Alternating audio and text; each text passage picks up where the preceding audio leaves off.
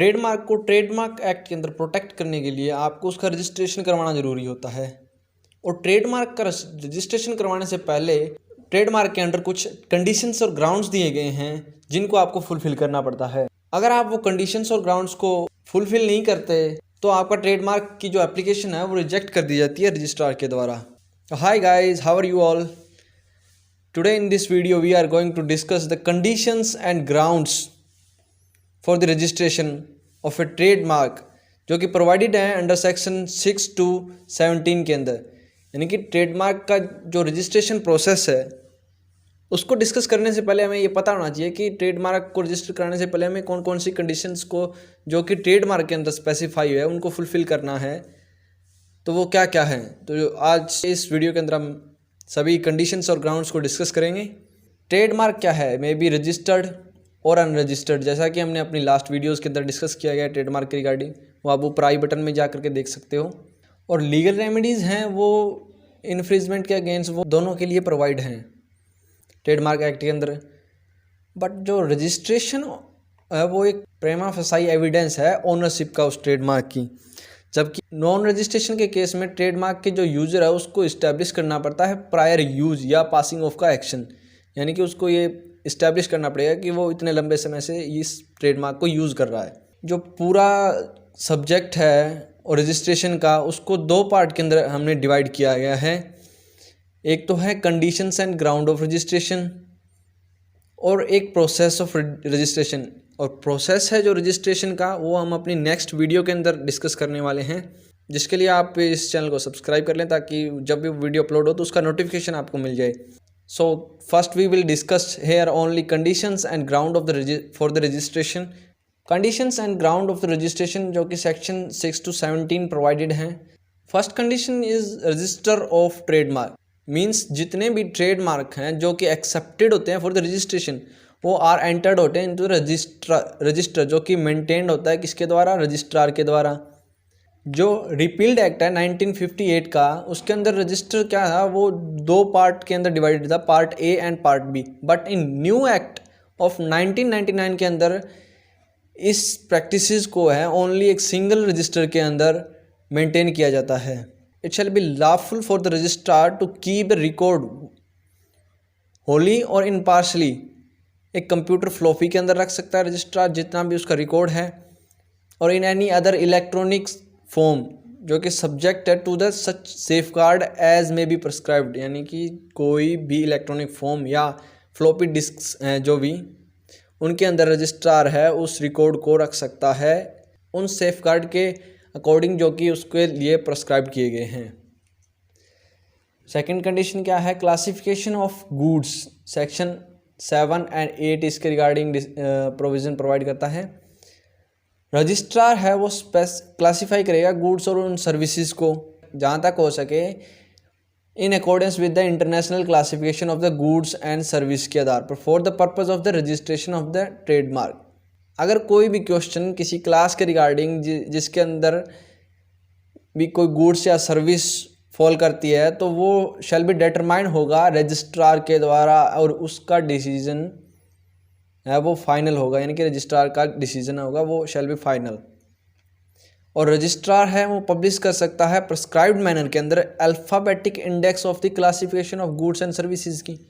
जहाँ पर goods and services हैं वो अल्फ़ाबेटिकल इंडेक्स है उसके अंदर स्पेसिफाइड नहीं है,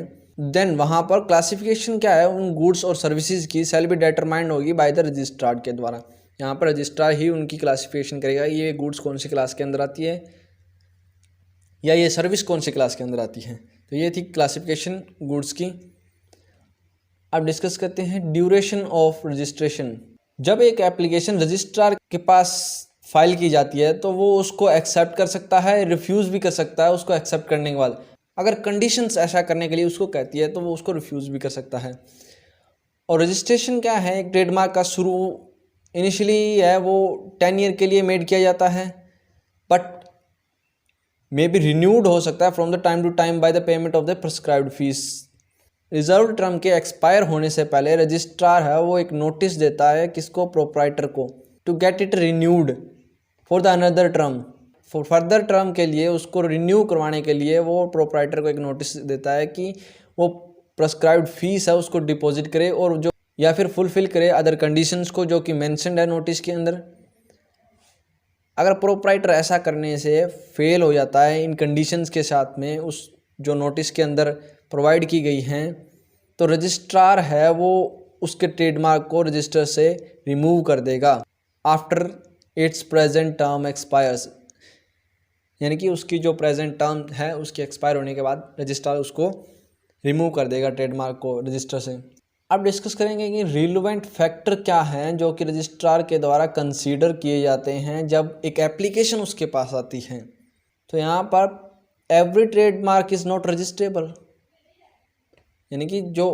ट्रेडमार्क की जैसे एप्लीकेशन बहुत सारी आती हैं, कोई सिमिलर ट्रेडमार्क भी आता है उसमें, कोई डिस्क्रिप्टिव ट्रेडमार्क भी आता है, तो यहाँ पर हम कह सकते हैं कि जो प्रत्येक ट्रेडमार्क है वो रजिस्ट्रेबल नहीं है। रजिस्ट्रेशन को ऑब्टेन करने के लिए ट्रेडमार्क को कुछ कंडीशंस फुलफिल करनी है जो कि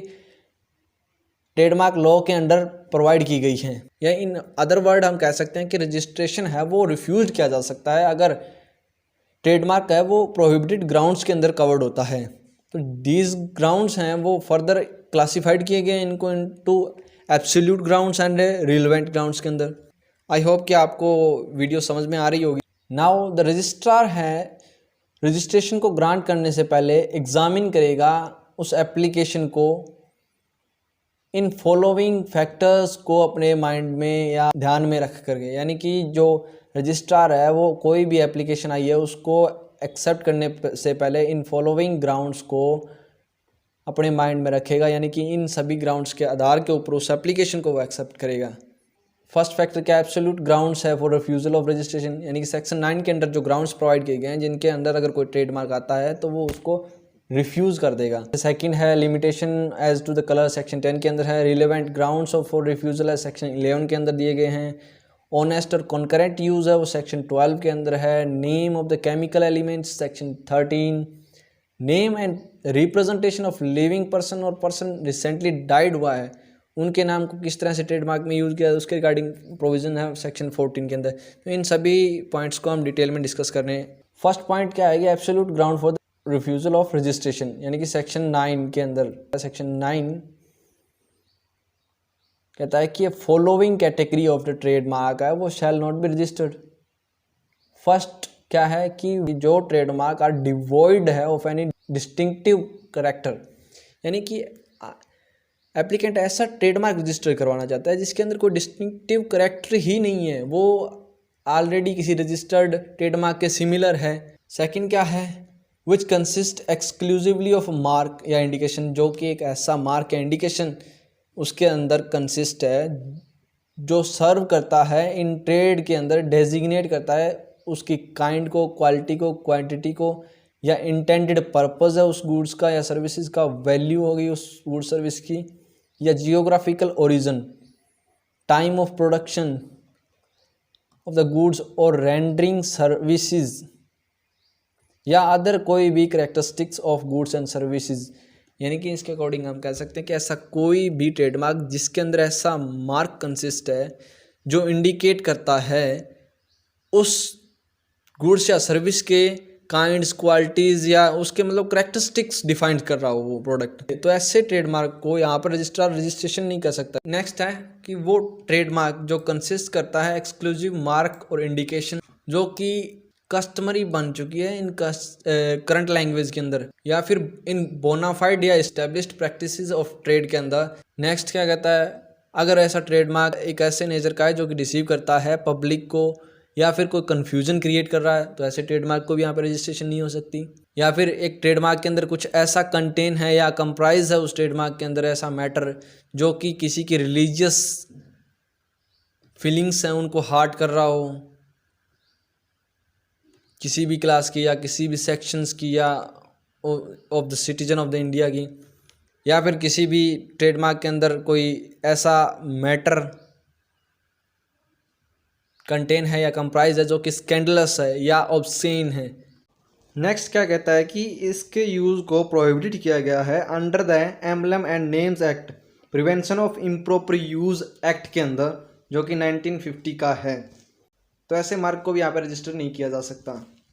फर्दर क्या है कि एक मार्क है वो shall not be registered as a trademark if it consist exclusively of, यानी कि वो ये फॉलोइंग चीज़ें अगर उसके अंदर आती है तो वो ट्रेडमार्क भी यहाँ पर रजिस्टर्ड नहीं होगा। यानी कि shape of the goods which result from the nature of the goods themself, यानी कि वो गुड्स है वो अपने नेचर से किसी एक शेप के अंदर बनी हैं, यानी कि उस गुड्स को हम उस शेप के अलावा और किसी शेप में बना ही नहीं सकते, तो ऐसी गुड्स की उस शेप को हम ट्रेडमार्क के तौर पर रजिस्टर नहीं कर सकते। या फिर एक शेप है उस गुड्स की जो कि नेसेसरी है किसी टेक्निकल रिजल्ट उस गुड्स के को ऑब्टेन करने के लिए। थर्ड क्या कहता है कि ऐसी शेप जो कि उस गुड्स को एक सब्सटेंशियल वैल्यू देती हो, ऐसी शेप को भी हम रजिस्टर नहीं करवा सकते। हाउएवर फिर भी क्या है कि अगर एक ट्रेडमार्क है बिफोर मेकिंग एन एप्लीकेशन से पहले एक डिस्टिंक्टिव करैक्टर एक्वायर कर लेता है as a result of use, यानी कि उसका लंबे समय से यूज़ हो रहा है, उसने एक डिस्टिंक्टिव करैक्टर उस यूज़ के आधार के ऊपर एक्वायर कर रखा है और एक वो वेल नाउन ट्रेडमार्क भी बन चुका है वहाँ पर, हालांकि रजिस्टर्ड नहीं है पर वेल नाउन ट्रेडमार्क बन चुका है, तो उसकी रजिस्ट्रेशन है शैल नॉट बी रिफ्यूज, तो ऐसे ट्रेडमार्क को हम रजिस्टर्ड करवा सकते हैं। Now the limitation as to the colours, यानी कि एक ट्रेडमार्क है वो रजिस्टर्ड हो सकता है या तो either subject to the limitation as to the certain colour, या फिर किसी कॉम्बिनेशन उसके, या फिर विदाउट लिमिटेशन भी हम किसी ट्रेडमार्क को कलर्स की विदाउट लिमिटेशन भी रजिस्टर करवा सकते हैं। ट्रिब्यूनल को एक डिस्टिंक्टिव करैक्टर है ट्रेडमार्क को उसको डिसाइड करने के दौरान कुछ लिमिटेशंस हैं उनको कंसीडर करना चाहिए। अगर कोई ट्रेडमार्क है वो रजिस्टर्ड होता है without the limitation of colour, तो उसको हम क्या कहेंगे कि रजिस्टर्ड है फॉर ऑल द कलर, यानी कि हम उस किसी भी कलर के अंदर उसको रजिस्टर्ड माना जाएगा। Now we are going to discuss the relative grounds of the refusal of a trade mark registration, जो कि प्रोवाइडेड है अंडर सेक्शन 11। फर्स्ट ग्राउंड क्या है कि मार्क जो कि आइडेंटिकल और सिमिलर है टू द अर्लियर मार्क, यानी कि पहले के किसी ट्रेडमार्क के, and respective goods and service जो कि आइडेंटिकल है और सिमिलर है, तो ऐसे ट्रेडमार्क को यहाँ पर रिफ्यूज़ किया जा सकता है। अब नेक्स्ट पॉइंट की बात करते हैं कि जो अर्लियर ट्रेडमार्क है वो अगर वेल नाउन ट्रेडमार्क है इंडिया के अंदर, एंड जो लेटर ट्रेडमार्क है जो बाद में एप्लीकेशन के दी हुई है वो अगर अनफेयर एडवांटेज ले रहा है अर्लियर ट्रेडमार्क की और would be detrimental to the distinctive character और रेपुटेशन ऑफ अर्लियर ट्रेडमार्क, यानी कि जो पहले का ट्रेडमार्क है उसकी रेपुटेशन या उसके डिस्टिंक्टिव करैक्टर के लिए हानिकारक है, तो वो वहाँ पर रिफ्यूज्ड किया जा सकता है। थर्ड ग्राउंड है कि अगर ट्रेडमार्क का यूज़ इन इंडिया लायबल है to prevent by the virtue of any law of passing off protecting an unregistered trademark used in the course of the trade, यानी कि ट्रेड के अंदर एक अनरजिस्टर्ड ट्रेडमार्क है ऑलरेडी और वो पासिंग ऑफ के एक्शन के द्वारा प्रोटेक्टेड है, या फिर उसके यूज़ को इंडिया के अंदर प्रिवेंटेड है by virtue of the law of copyright के लॉ के अकॉर्डिंग भी उसको अगर प्रोहिबिट किया गया है रजिस्ट्रेशन के लिए ट्रेडमार्क के, तो ऐसे ट्रेडमार्क को भी हम यहाँ पे रजिस्टर्ड नहीं कर सकते। Next is honest and concurrent use, यानी कि सेक्शन 12 कहता है कि रजिस्ट्रार है जो एक से ज़्यादा प्रोप्राइटर को एक ऐसे ट्रेडमार्क को रजिस्टर करने के लिए परमिट कर सकता है जो कि आइडेंटिकल है या सिमिलर है, चाहे उनमें से किसी का पहले अर्लियर रजिस्ट्रेशन हुआ हो या नहीं हुआ हो। किस बेसिस के ऊपर? On the ground of the honest and concurrent use, या कोई अदर कोई स्पेशल सर्कमस्टांसेस है तो उनके आधार के ऊपर। तो यहाँ पे एक दिल्ली हाई कोर्ट के अंदर इशू था एड्रेस किया गया है कि जब ऐसे रजिस्ट्रेशन का जो क्लेम किया जाता है तो उसके लिए जो कॉन्करेंट और अनइंटरप्टेड यूज़र हैं जो रिक्वायर्ड हैं उनकी लेंथ क्या होगी, हाउ फार द लेंथ। तो यहाँ पे कोर्ट ने कुछ पैरामीटर्स हैं वो नरेटेड किए गए हैं जो कि इस प्रकार हैं। सबसे पहले क्या देखेंगे कि जो एक्सटेंड ऑफ यूज़ कितनी है उसके टाइम के अकॉर्डिंग, क्वालिटी या उस एरिया के जो ट्रेड है उसके अकॉर्डिंग। सेकंड क्या है कि डिग्री कितनी है कन्फ्यूजन की, जो कि इंश्योर होती है from the resemblance of the mark से, which is to large extend तक इंडिकेटिव है of the measure of honesty of the concurrent use की ऑनेस्टी कितनी है। And whether any instant of confusion have in fact been proved, या फिर relative inconvenience जो कि which could be cause अगर if the mark है registered. but अगर एक पर्सन डेलिबरेटली या नोइंगली यूज करता है किसी सिमिलर ट्रेडमार्क का जो कि ऑलरेडी रजिस्टर्ड है विद ए होप, किस होप से कि it will be registered on a subsequent date, यानी कि वो एक ऐसे मार्क को यूज कर रहा है जो कि सिमिलर है किसी ऑलरेडी रजिस्टर्ड मार्क के, किस होप के साथ कि किसी सब्सिक्वेंट बाद में किसी डेट के ऊपर वो उसका जो मार्क है वो रजिस्टर्ड हो जाए, तो ऐसे यूजर को can not be consider as a honest और कॉन्करेंट यूजर नहीं कह सकते हम वहाँ पर. नेक्स्ट है name of the chemical element और इंटरनेशनल नॉन प्रॉपर्टी नेम जो कि रजिस्ट्रेबल नहीं है, यानी कि no word shall be registered as a trademark जो कि कॉमनली यूज्ड होता है या एक्सेप्टेड नेम है किसका, of a single chemical element या फिर सिंगल केमिकल कंपाउंड का, एज ए डिस्टिंग्विश्ड है फ्रॉम ए मिक्सचर और in respect of the chemical subsistence and preparation, या फिर जो कि डिक्लेयर हो चुका है WHO के द्वारा एंड नोटिफाइड हो चुका है प्रिस्क्राइब्ड मैनर के रजिस्ट्रार के द्वारा from time to time as a international non proprietary name, या फिर ऐसा कोई मार्क है जो कि डिस्क्रिप्टिवली सिमिलर है टू सच नेम, ऐसे किसी केमिकल कंपाउंड को या जो कि declared as a non proprietary name, तो इनके सिमिलर है ऐसा कोई डिस्क्रिप्टिव मार्क है तो वो भी यहाँ पे रजिस्ट्रेबल नहीं है. नेक्स्ट है name and representation of a living person और ए पर्सन वो रिसेंटली डाइड, यानी कि यहाँ पर हम कह सकते हैं कि जहाँ पर कोई भी एप्लीकेशन है वो मेड की जाती है रजिस्ट्रेशन के लिए एक ट्रेडमार्क के लिए जो कि फाल्सली सुजेस्ट करता है एक कनेक्शन को विद ए लिविंग पर्सन के साथ में या फिर एक ऐसे व्यक्ति के साथ में जिसकी डेथ है जो अभी रिसेंटली इस डेट की एप्लीकेशन से पहले विद इन 20 ईयर्स के अंदर हुई हो, तो यहाँ पर रजिस्ट्रार है मे बिफोर प्रोसीड्स, मतलब एप्लीकेशन को आगे प्रोसीड करने से पहले रिक्वायर कर सकता है, एप्लीकेंट से मांग सकता है to furnish him with the consent in writing उस व्यक्ति की जो कि लिविंग पर्सन है या जो डिसीज्ड पर्सन के केस के अंदर उसके लीगल रिप्रेजेंटेटिव की, जिसके साथ में वो पर्सन कनेक्शन है अपियर कर रहा है ऑन द ट्रेडमार्क. तो यहाँ पर रजिस्ट्रार है वो ऐसे केस के अंदर उस एप्लीकेंट से ऐसी कंसेंट राइटिंग के अंदर मांग सकता है उस लिविंग पर्सन से या फिर उसके डिसीज्ड के केस के अंदर उसके लीगल रिप्रेजेंटेटिव से, उसके जिसमें एप्लीकेंट ये कनेक्शन दिखा रहा है ट्रेडमार्क के साथ में उस पार्टिकुलर पर्सन लिविंग पर्सन का या डिसीज्ड पर्सन का.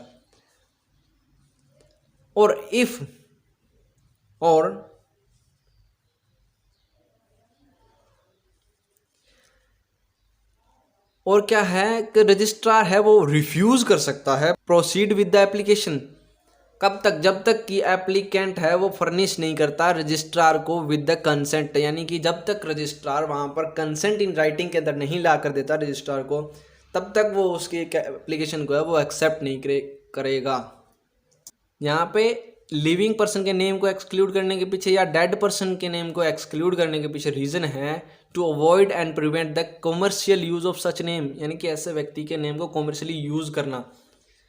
On the ground of emotional relationship of their family and members, family members के जो रिलेशंस बने हुए हैं इमोशनल्स रिलेशनशिप्स हैं उनका कॉमर्शियली यूज़ करने से उनको प्रिवेंट करना या अवॉइड करना इसका मेन रीज़न है उनके नेम को एक्सक्लूड, ऐसे ट्रेडमार्क को एक्सक्लूड करना. आई होप कि आपको ये वीडियो अच्छी तरीके से इसके अंदर एक एक पॉइंट है जो इसके रिगार्डिंग कंडीशंस के रिगार्डिंग क्लियर हो गया होगा. अगर आपको ये वीडियो अच्छी लगी है तो अपने दोस्तों के साथ में शेयर करें ताकि उनके भी जो डाउट है इसके रिगार्डिंग वो क्लियर हो जाएं. और इस वीडियो में आपको अगर कोई डाउट लगे या कोई डाउट आपको क्लियर नहीं हुआ है तो आप नीचे कमेंट में वो क्वेश्चन पूछ सकते हैं. अगर ऐसे ही वीडियो आप देखना चाहते हैं इस चैनल के ऊपर तो नीचे दिए गए रेड कलर के बटन दबा करके सब्सक्राइब करें, बेल आइकन भी दबा दें ताकि जब भी न्यू वीडियो अपलोड हो तो उसका नोटिफिकेशन आपको मिल जाए ताकि आप कोई भी वीडियो मिस ना करें. Thanks for watching video. Like and subscribe for more such videos. Keep learning.